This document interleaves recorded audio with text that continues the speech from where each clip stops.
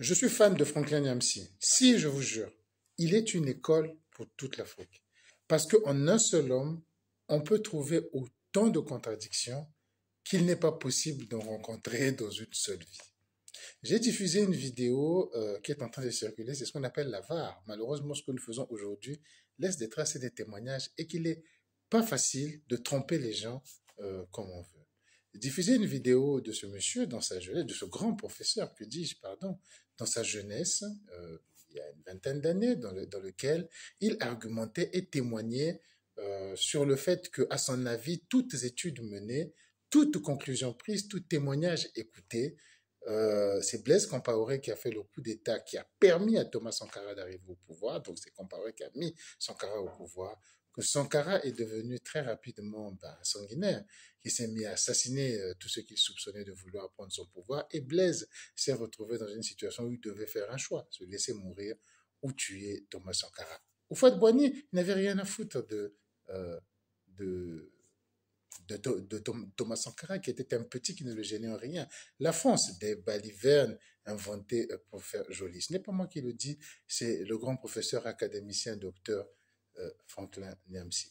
J'ai diffusé la vidéo, mais malheureusement, vous savez, lorsque vous prenez sur ma page, hein, bien sûr, et elle est également sur ma page YouTube, parce que c'est une véritable école de voir l'évolution, la transformation, l'inversion d'un même individu, et que les peuples africains doivent être vraiment enseignés à l'école de ce grand professeur. Mais malheureusement, lorsque vous reprenez une vidéo qui n'est pas la vôtre, YouTube s'arrange à ce qu'elle soit peu diffusée, qu'elle soit peu visible, et donc on n'y voit pas grand-chose. Il n'y a pas beaucoup de monde sur qui elle circule, d'où j'ai dû la reprendre en audio cette fois-ci. Vous n'écouterez que l'audio, mais vous reconnaîtrez facilement le personnage. Je vous laisse donc l'écouter.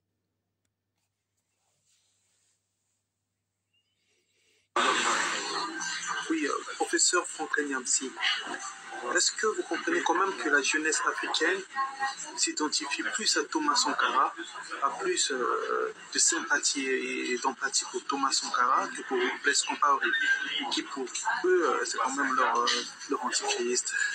Eh bien, je comprends cela parfaitement.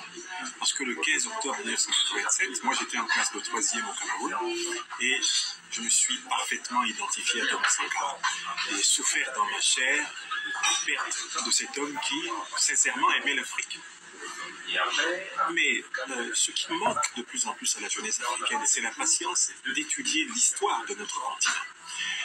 Et quand on étudie l'histoire d'un continent, l'histoire d'un pays, on s'intéresse exactement aux discours et aux faits des hommes. Ceux qui feraient l'effort de comprendre ce qui s'est passé au Burkina Faso entre 1980 et 1987 vont découvrir ceci. Le président Thomas Sankara, paix à son âme, est arrivé au pouvoir à la suite d'un putsch effectué concrètement par le capitaine Blaise Compaoré, qui commandait alors le camp militaire des commandos parachutistes de Pau, à 100 km de Ouagadougou. C'est le capitaine Blaise Compaoré qui libère le capitaine Thomas Sankara, prisonnier alors de l'armée du médecin commandant Jean-Baptiste Ouédraogo. C'est Blaise Compaoré qui installe Sankara au pouvoir, parce qu'il lui reconnaît la capacité de mieux structurer, de mieux gouverner, de mieux incarner l'unité burkinabé et le projet de société burkinabé que lui. Ça, c'est d'une. La deuxième chose que la jeunesse africaine ignore, c'est que très tôt au cœur de la révolution burkinabé, il va y avoir deux camps. Le camp marxiste-léniniste communiste incarné par Thomas Sankara, qui s'inspirait des démocraties populaires de l'Est, et en particulier de la démocratie albanienne d'Enver Hoxha, une démocratie qui s'avéra plus tard être un système totalitaire, et d'autre part le camp de l'Ouest de la démocratie occidentale représentative, globalement associée au capitalisme, incarné par les États-Unis, la France, l'Allemagne fédérale, etc. Et ce camp était représenté dans la révolution par Blaise Compaoré. Donc en réalité, la guerre froide qui avait lieu dans le monde s'est déroulée à l'intérieur de la révolution burkinabé. Voici donc les étapes de la guerre froide mondiale dans la révolution burkinabé. Voici une date que les jeunes Africains ne connaissent pas. Le 11 juin 1984, sur la place publique de Ouagadougou, avec l'accord de Thomas Sankara, une dizaine d'officiers de l'armée burkinabé sont passés publiquement par les armes parce qu'ils sont soupçonnés d'avoir tenté de renverser le capitaine président Thomas Sankara. Je dis bien le 11 juin 1984. Jeunes Africains, allez sur Internet, lisez les livres d'histoire de la révolution burkinabé et vous verrez que le sang a commencé à couler dans la révolution burkinabé longtemps avant la mort du président Thomas Sankara. Les officiers qui sont exécutés le 11 juin 1984 se trouvent être, comme de juste, presque tous des proches du capitaine Blaise Compaoré. À partir donc du 11 juin 1984, au cœur de la révolution burkinabé se pose une question fondamentale. C'est une question de survie entre les deux chefs, les deux grandes ailes idéologiques. Les deux leaders de la révolution. Les deux leaders de la révolution. Notez, c'est l'histoire de l'Afrique. Compaoré a bien compris le message. À la première occasion, tu y passeras. Sankara a bien compris le message. À la première occasion, tu y passeras. Ce qui se produit le 15 octobre 1987 n'est que la suite logique d'une succession d'épisodes sanglants, y compris des épisodes qui se déroulent à l'étranger. Les services secrets burkinabés allant jusqu'à assassiner des partenaires supposés de Blaise Compaoré hors du territoire burkinabé. Et pour beaucoup, c'est le président Félix Houphouët-Boigny et la France qui ont manipulé le capitaine Blaise Compaoré pour assassiner Thomas Sankara et mettre fin à cette aventure. Ceux qui le disent n'ont jamais donné de preuves de ce qu'ils affirment. Moi, j'ai lu tous les livres sur l'histoire de la révolution burkinabé. Je n'ai aucun document, je n'ai aucun témoignage du président Houphouët-Boigny donnant l'ordre d'exécuter Thomas Sankara, qui ne représentait rien pour lui et qui ne pouvait rien lui faire. Le fond de l'affaire, c'est que Thomas Sankara est mort au cœur d'une lutte fratricide entre les deux ailes de la révolution burkinabé.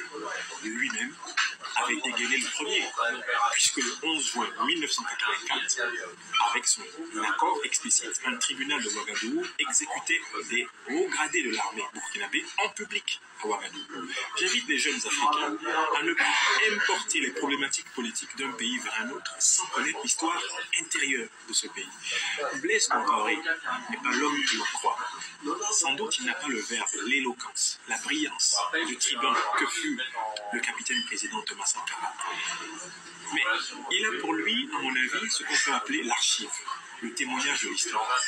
Je vous invite à lire le livre de Valère Sommet. Valère Sommet, c'est un partisan de Thomas Sankara qui, d'ailleurs, a vécu comme réfugié politique au Congo-Brazzaville. Il a écrit un livre sur la révolution burkinabé. Tapez Valère Sommet, la révolution burkinabé, et vous verrez que Valère Sommet écrit la chose suivante, je cite presque de mémoire. C'est à partir du 11 juin 1984 que le sang commença à couler dans la révolution burkinabé. Bien, merci beaucoup. Vous savez quelle est la définition d'un mercenaire? Un mercenaire, c'est une personne qui est payée pour servir le plus offrant, celui qui paye le plus. Je n'ai pas envie de supputer des choses aux gens, mais il est difficile de comprendre que l'on peut passer d'une thèse que l'on dit fouillée, archivée, argumentée, qui voudrait qu'en tout cas Blaise Compaoré avait raison de tuer Thomas Sankara, que Thomas Sankara voulait les assassiner tous. Et la France, Houphouët, c'est juste importer des problèmes d'ailleurs que l'on va emmener avec toutes les thèses que nous entendons aujourd'hui. Il attire l'attention de la jeunesse africaine de faire très attention aux gens qui vous emmènent sur des chemins tortueux. La vérité, elle est là, elle est claire. Sans pour autant approuver sa thèse dans toute sa totalité, je voudrais moi aussi à mon tour attirer cette jeunesse sur l'escroquerie intellectuelle ambiante, sur la facilité qu'il y a de vous emmener sur des réponses faciles alors que franchement, on n'y croit pas. Qu'est-ce qui a changé entre-temps? Peut-être que était-il à l'époque au petit soin du Ouattaro compaorisme et qu'entre-temps, il est passé avec armes et bagages au bon soin de Moscou, sirotant sa petite vodka avec le caviar au bord de la Moskva et des petites blondes slaves et sveltes à ses côtés. Lui seul connaît les bases de telles transformations, mais en tout cas, je demande à la jeunesse, faites très attention à ce que l'on vous vend dans une seule vie. Passez ainsi du coq à l'âne, du tout à son contraire. Chapeau, professeur des professeurs.